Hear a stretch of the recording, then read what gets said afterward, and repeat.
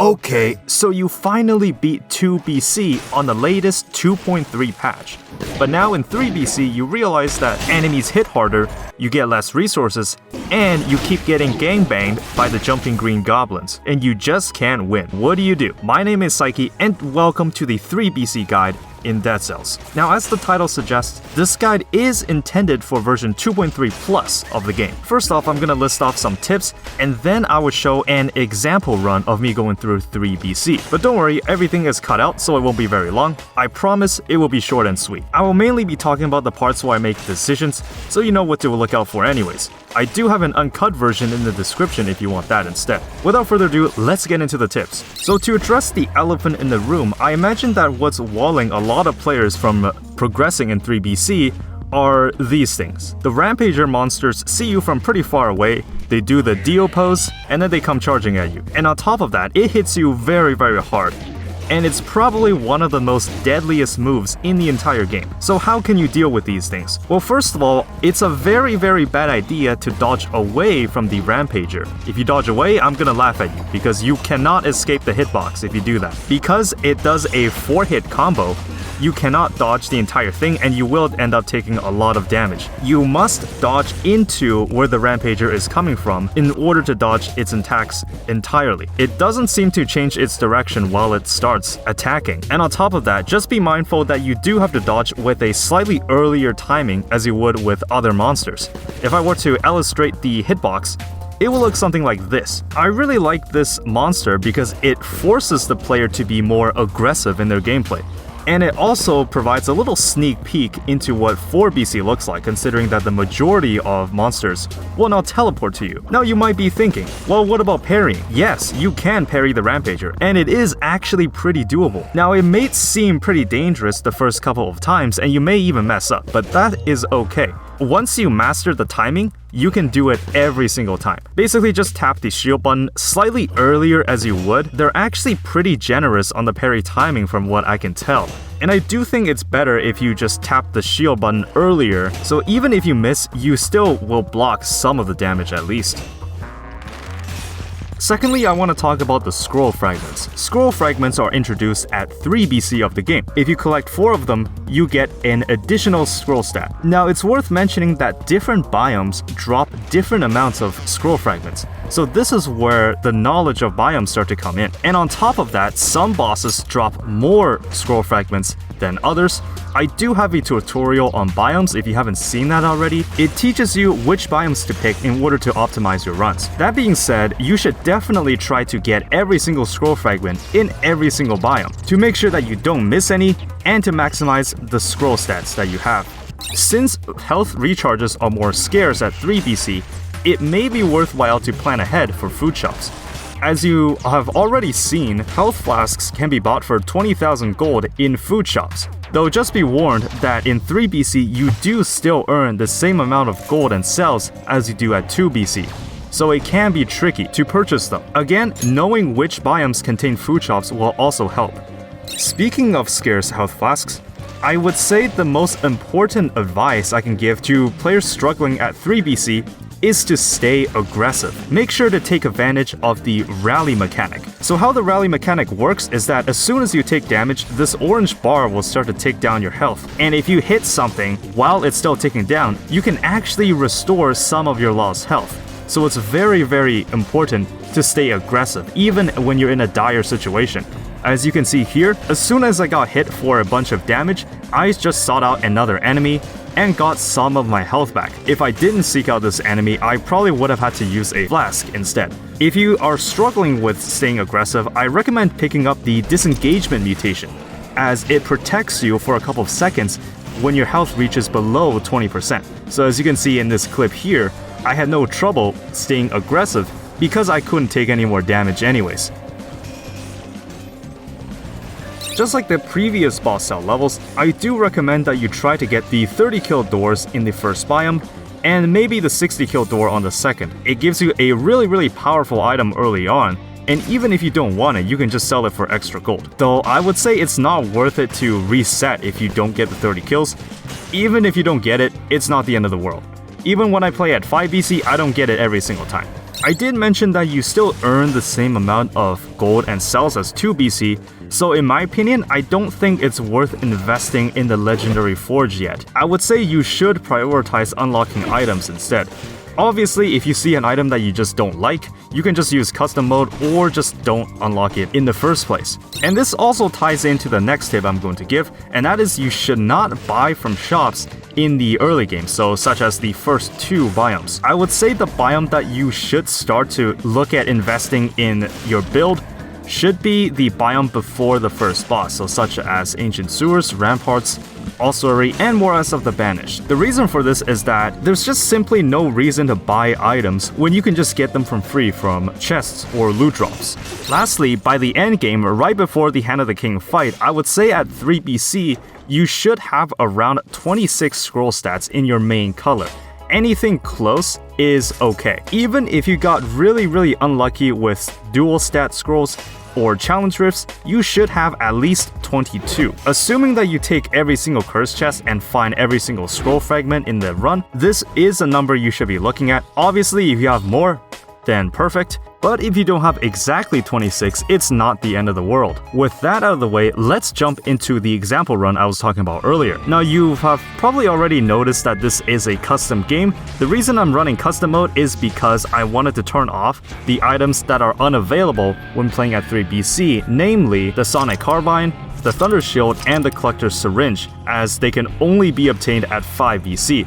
And on top of that, I've turned off the plus and S tier items, so every single item I find in the run will not be upgraded. And this is just to prove to you guys that the Legendary Forge does not matter as much as your build choice. That being said, if an item can be unlocked at 3BC, I can and I will be using it. As I mentioned in the tips, I think you should be prioritizing unlocking items as opposed to trying to get S tier items. Though if you already have plus tier items at 100%, then awesome, then you're way ahead of the game. That being said, I do have an unlisted video that is the same run except it's uncut. So if you want to watch the run in its entirety, you can just click the link in the description and it will take you there.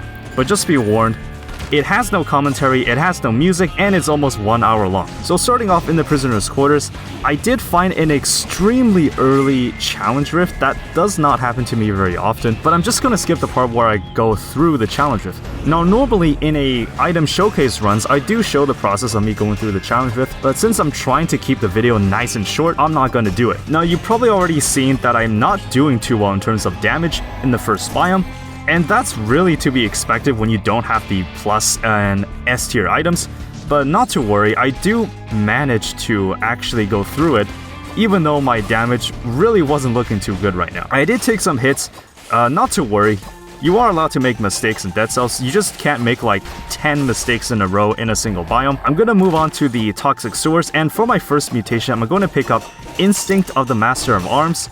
I did mess up a little when I was picking my loadout because I thought Assassin's Dagger had tactics scaling, as I'm pretty sure it had a long time ago, but it doesn't seem to be the case now. So I am looking to switch out the Assassin's Dagger for something else, preferably quite early, and I just took a lot of damage by that Buzz Cutter. Again, not playing too perfectly, but not the end of the world. I think at this point it's still too early to take a health flask, so I decided to just tough it out.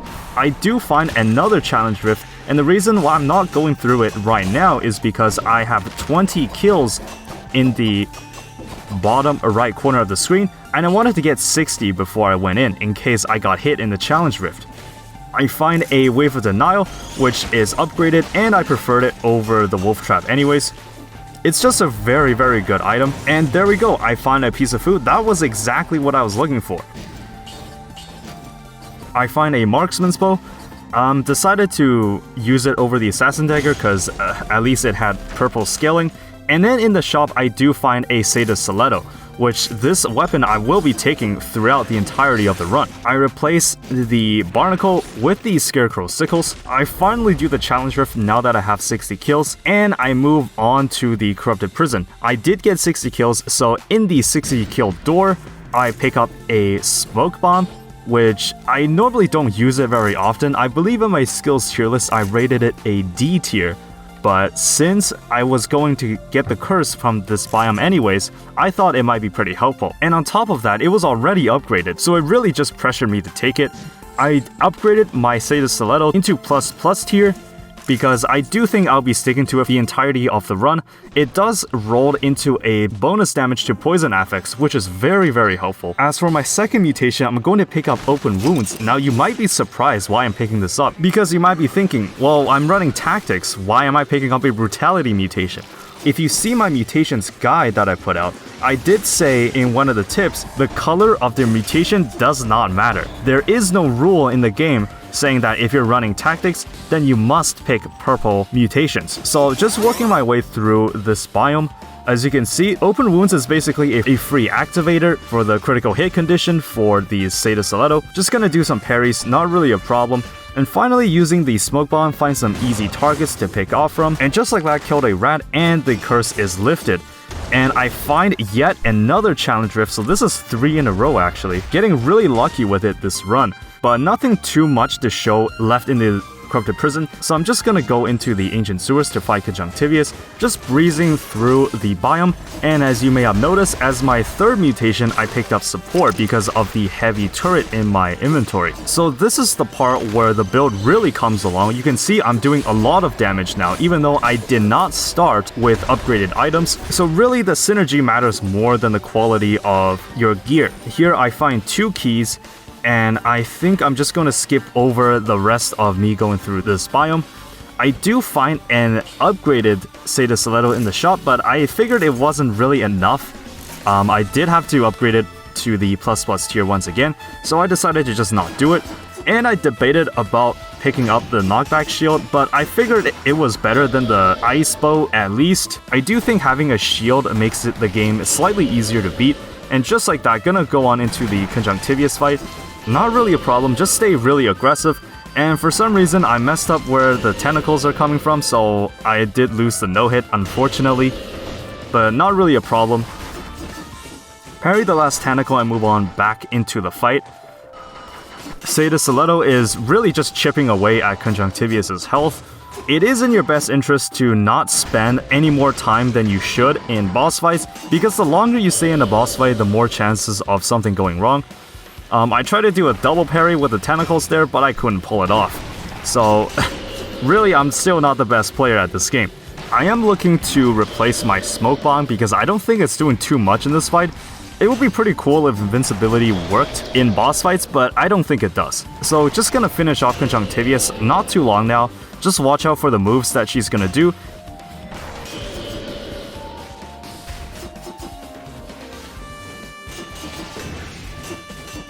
And just like that, finish off the fight. And I'm going to go into the graveyard because I do think it's slightly easier than the Slumbering Sanctuary. I did forget that you get a health recharge here, so that's pretty cool. I haven't gotten one of those in a while in a transition area.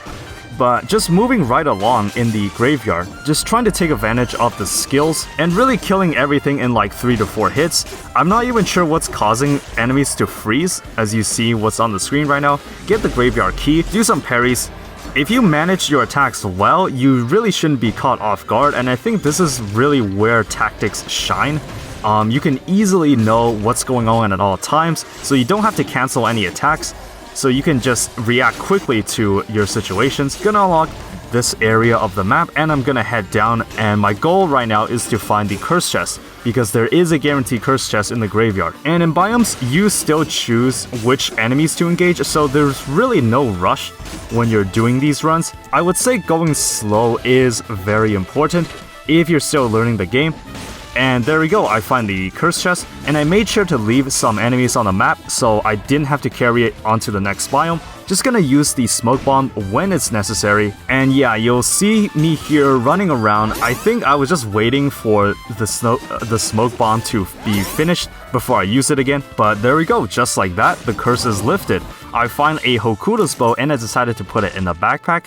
I thought I was going for a mutation called Acrobatapack, which allows me to fire the weapon in the backpack, but as I realized later, I didn't have a ranged weapon in my inventory, so it didn't really work. But in the transition area, I'm going to pick up ice armor, which you might be surprised. Why am I picking up a survival piece of gear when I'm playing tactics? And that's because ice armor is one of those few things where it's basically always helpful. And I'm going to upgrade some of my gear because I do think I'm going to be sticking to the most of the stuff I'm carrying right now for the remainder of the run. And moving onwards to the caverns, activate the ice armor when I think I'm going to take some hits. And normally here I'm going to take Swarm because it had the poison the enemy affix on it. And that's exactly what I needed to activate the Seda Stiletto, but then I found a Corrosive Cloud instead, and I thought that's just way better. Swarm is just not a good item. And on top of that, I found another great skill, which is the Flamethrower Turret. And this turret had spreading a Toxic Cloud around the trap affix. So I was really able to take advantage of Seda Stiletto. I'm going to re-roll my mutations as I'm heading into the giant fight because I do plan on skipping High Peak Castle. As my first mutation, I picked up Disengagement because I think it's an amazing defensive option. And then I just picked up Support and Instinct of the Master of Arms, which you have seen already.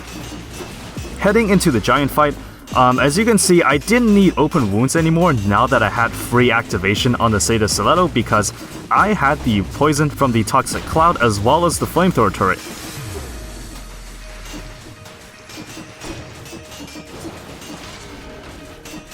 And just like that, no-hit the giant. As I said before, I am going to skip High Peak Castle. Get the last 2 scroll stats. I'm going to upgrade the Corrosive Cloud, but I'm not going to upgrade the Flamethrower Turret because it had the Toxic Cloud around the trap affix and I really didn't want to lose it. 31 scroll stats at 3 BC. That's not something you see very often, so I was really impressed on how this was going. So heading into the Hand of the King fight, just trying to stay as aggressive as possible, do some parries as is necessary, and just melting through the boss in general. And just like that, Hand of the King is going to summon his minions, finish those off, and get back into the fight. I do need to have at least one instance of poison in order to deal critical hits with the Seda Stiletto, but as you can see here, one more roll is gonna do it, and there was the run. Hand of the King is down. So there has been my example run for 3 BC of Dead Cells. Hopefully it taught you some things about the game and what you need to look out for. As I said, if you want to see the entire run, I do have an unlisted video of it in the description if you want to watch that instead. But other than that, that's gonna be it for me today. Thanks for watching guys, and I'll see you next time.